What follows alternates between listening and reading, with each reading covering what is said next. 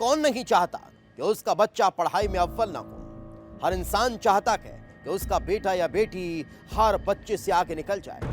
फरीदाबाद का रहने वाला वो शख्स भी तो यही चाहता था कि उसकी बेटी हर वक्त पढ़ाई में अव्वल आए, लेकिन उसका यही सपना अगर सनक में बदला तो फिर सब कुछ तबाह हो गया। कुछ यही तो हुआ उसके साथ। वो अपनी बच्ची के अव्वल आने की मिन्नतें कर रहा था, सपने देख रहा था, उसे अच्छा पढ़ा लिखा कर इंसान बनाना चाहता था, लेकिन उसका यही सपना उसकी सनक में बदल गया और उस सनक ने उस मासूम की जान ले ली। देखिए रिपोर्ट। तारीख 21 जनवरी, जगह फरीदाबाद, हरियाणा। वारदात मर्डर।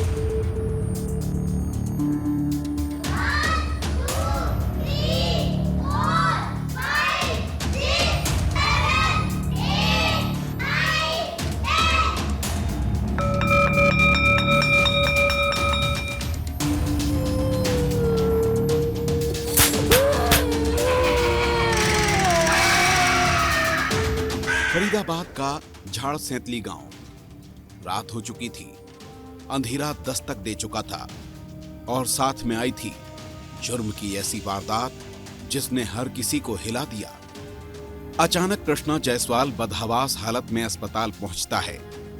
उसके हाथों में 4.5 साल की मासूम थी, लहूलुहान और बेसुध। कृष्णा कहता है कि उसकी बेटी सीढ़ियों से गिर गई, वो बुरी तरह घायल है। डॉक्टर्स तत्काल इलाज के लिए आते हैं, लेकिन उसके पहले ही मासूम की मौत हो चुकी थी। तब तक निजी कंपनी में काम करने वाली उसकी मां भी अस्पताल पहुंच जाती है। बच्ची की हालत देखकर उसके होश उड़ जाते हैं। बच्ची के शरीर पर चोट के निशान थे, चेहरे पर नीले निशान कई सवालों को जन्म दे रहे थे। मां को शक हुआ कि उसकी बच्ची के साथ कुछ गलत हुआ है, जिसके बाद वो पुलिस को सूचना दे देती है। मां की शिकायत के बाद पुलिस भी बिना देर किए अस्पताल पहुंच जाती है और सबसे पहले बच्ची के शव को पोस्टमार्टम के लिए भेज दिया जाता है। लेकिन सवाल यही था कि आखिर उस बच्ची के साथ हुआ क्या था? बच्ची के पिता का इसमें क्या हाथ था? क्या बच्ची का पिता कुछ छिपा रहा था या फिर बच्ची का पिता भी बच्ची के साथ हुई हैवानियत से बिल्कुल अनजान था?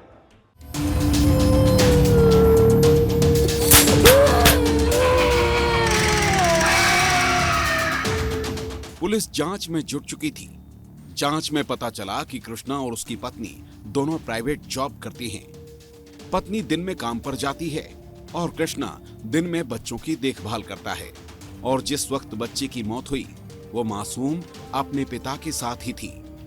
शक की सुई कृष्णा पर ही थी। पत्नी ने भी कृष्णा पर ही संदेह जताया था, क्योंकि इसके अलावा किसी और पर शक की कोई गुंजाइश नहीं थी।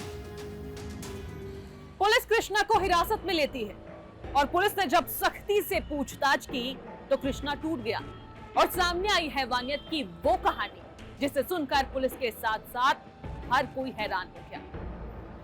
आखिर क्या हुआ था मासूम के साथ? आखिर वो कौन सी कहानी है जिसे सुनकर हर कोई हैरान हो गया? क्या पिता ने ही मासूम को मारा था? क्या पिता ही हत्यारा था? और अगर पिता हत्यारा था तो आखिर ऐसी कौन सी वजह थी कि एक छोटे से मासूम को उसके ही पिता ने मार डाला?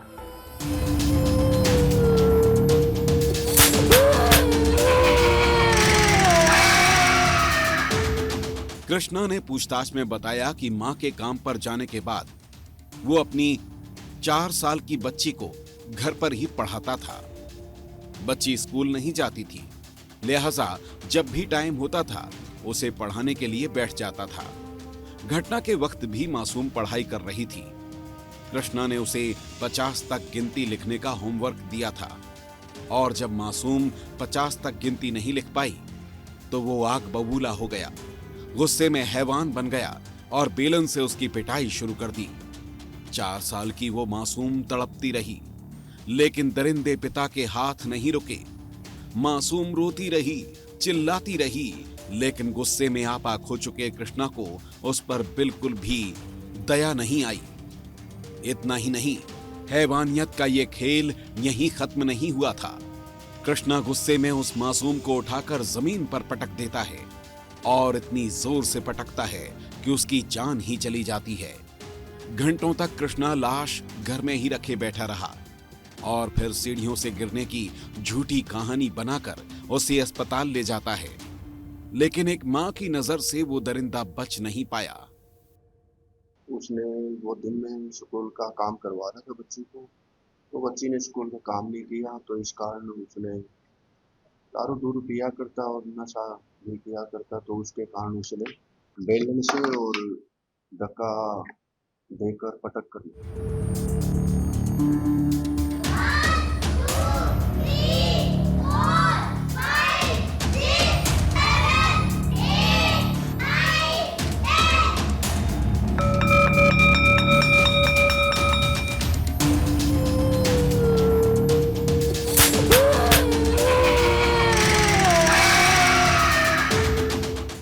हत्यारा पिता अब सलाखों के पीछे है।